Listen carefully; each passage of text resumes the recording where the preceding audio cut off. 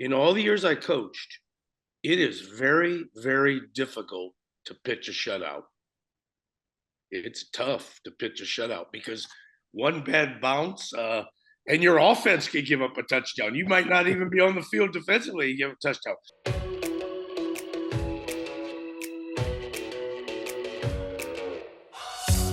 Welcome to Pac-12 After Dark. I am 9-year NFL vet and Washington State alum Erik Coleman, and I'm joined by Coach Nick Aliotti, who has 40 years of coaching experience at all levels. We're both defensive guys, so we lean towards the defensive side of things.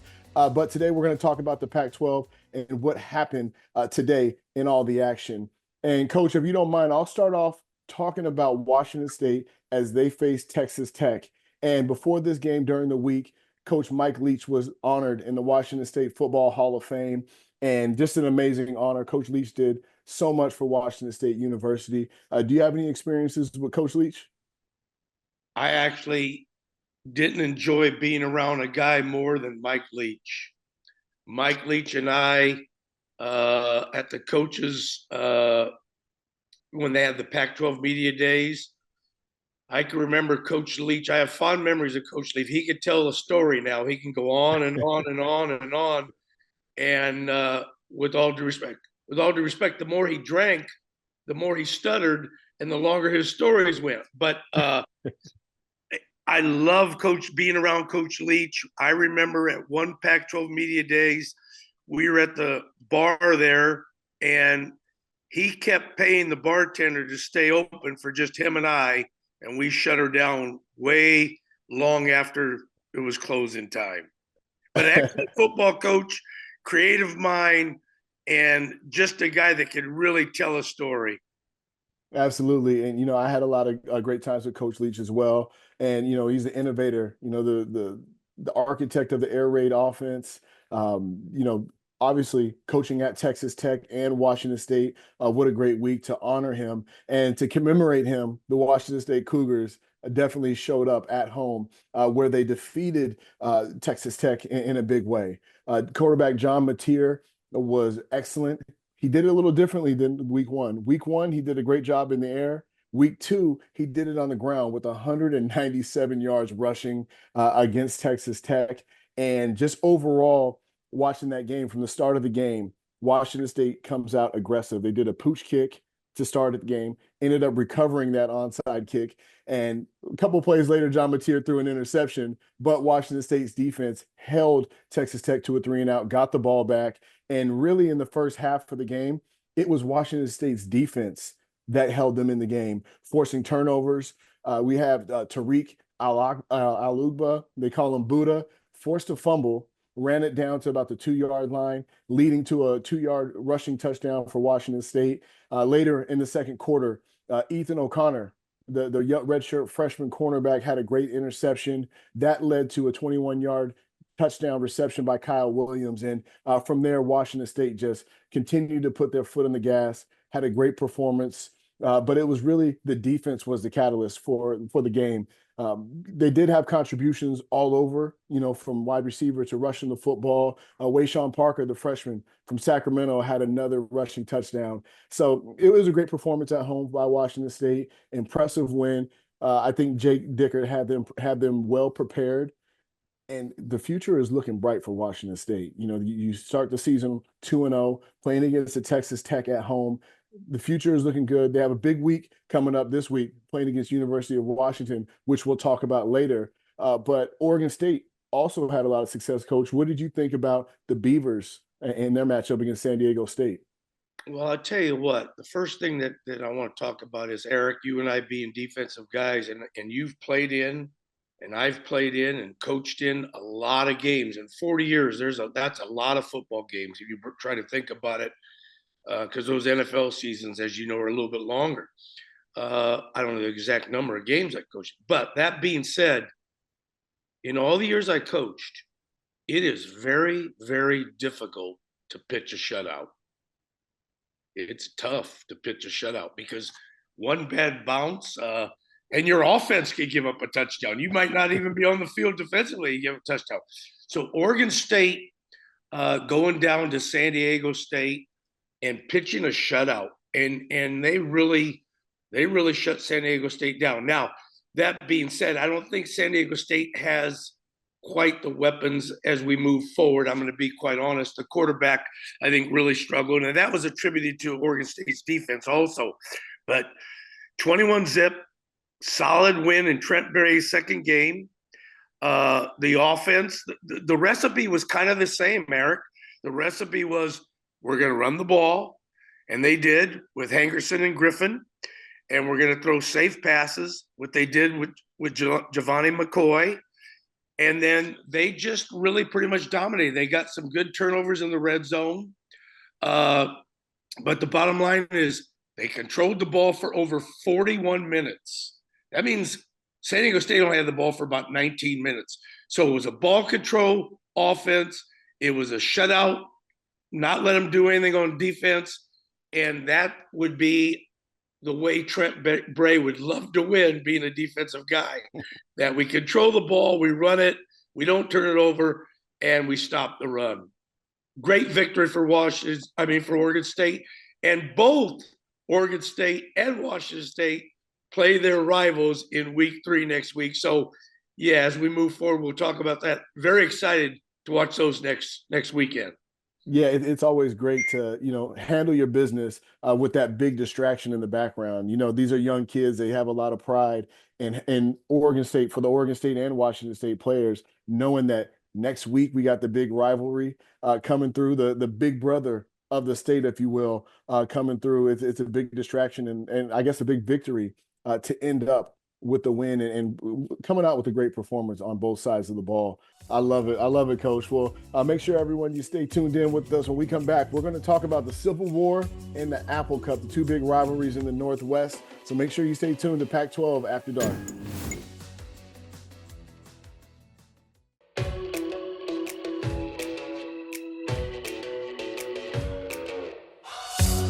Welcome back to Pac-12 After Dark. And this week is week 3 in the college football season, but it is already rivalry week in the Northwest, Coach. We're going to talk about the Civil War, Oregon State versus University of Oregon, and the Apple Cup with Washington State facing off against the University of Washington. We'll start off talking about the Civil War with Oregon State. What does Oregon State have to do to come out victorious against their rival in Oregon? Their recipe, they're going to do what we've seen in the first 2 weeks: run the ball, control the ball, kind of a lot like what Boise State tried to do, throw safe passes, and then play solid defense. They've played very good defense. My biggest concern for Oregon State is when they have to throw it, because they're going to have to stay ahead of the chains, because I'm not sure yet that Giovanni McCoy has the arm or Oregon State has the receivers to challenge and beat Oregon down the field with the passing game. Now, I'm not trying to knock Oregon State because I'm an Oregon guy. I'm just being real. So I want people to understand that out there. They'll have to run the ball. They'll have to stop the run, play solid defense, but they're going to have more out of the passing game. And what I mean by more is they haven't really featured the passing game because they haven't had to. But I think this week, the passing game will have to be a big factor if they're going to pull off the victory against Oregon. I agree with you, Coach. I think Oregon State is going to have to take the air out of the ball in some ways and elongate this game, run the football, play good defense. But Giovanni McCoy is definitely going to have to be tested this week. Now, this past week, we saw him throw the ball a little more than he did in week 1. I think they were in the single digits in week 1 with pass attempts. But for Oregon State, I think they're definitely going to have to open up that playbook, get some explosive plays on Oregon, and try to get up early as possible. Because if this becomes a game where Oregon gets up, it takes you completely out of who you are as a team. If when you're playing from behind, you can't sit there and grind it out and run the football the way Oregon State's going to need to win this game.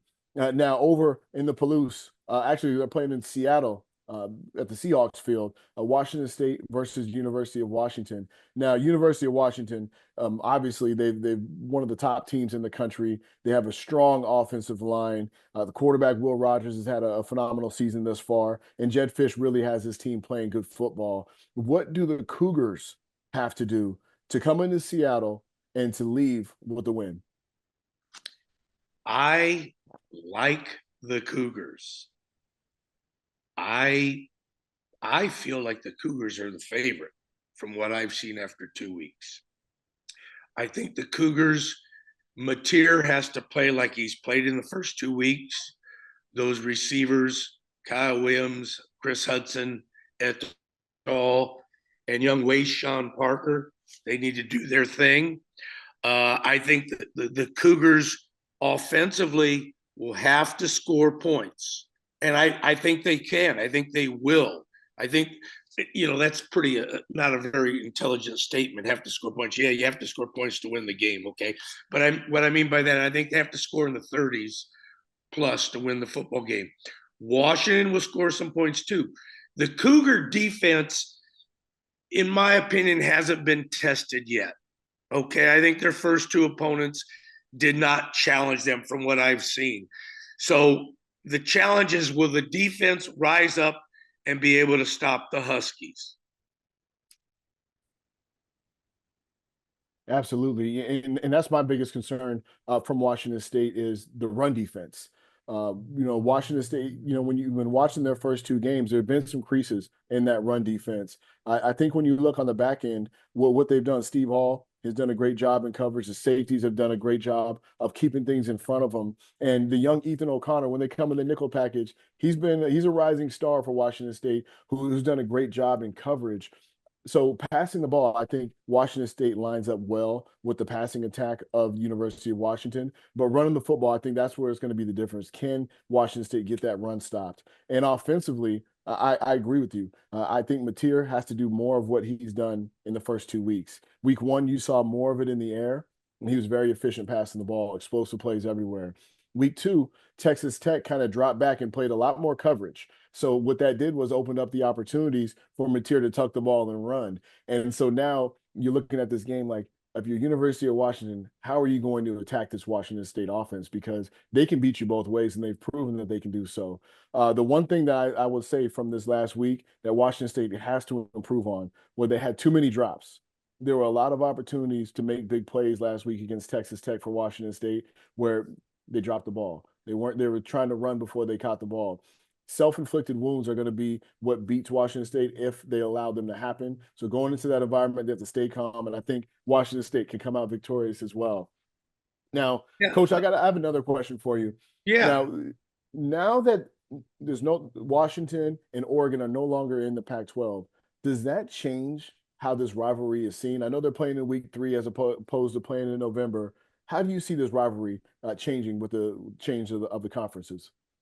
Well, at least in this first year, I don't think it really changes, but I think there's a lot more writing on it because of Oregon State and Washington State. And we're talking Oregon State right now and Oregon.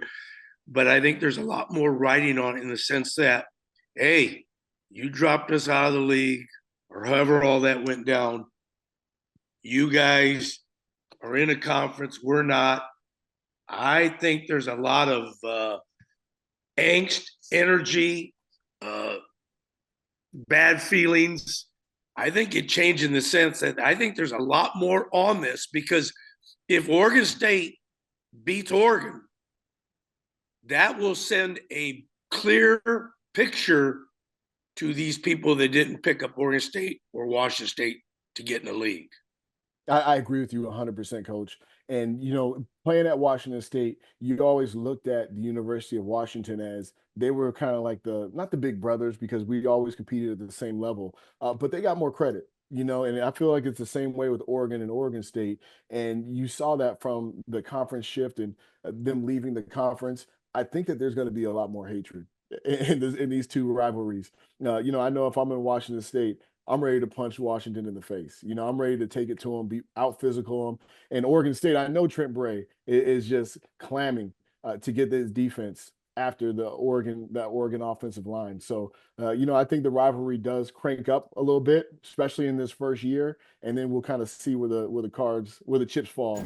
Next week, make sure to lock in with us as we will be breaking down the Civil War, University of Oregon versus Oregon State, and the Apple Cup, Washington State versus the University of Washington, giving our breakdown, giving our feelings on what happened in that game. But that's all for tonight. Thanks for tuning in. For Coach Nick Aliotti, I am Erik Coleman. Thanks for watching Pac-12 After Dark.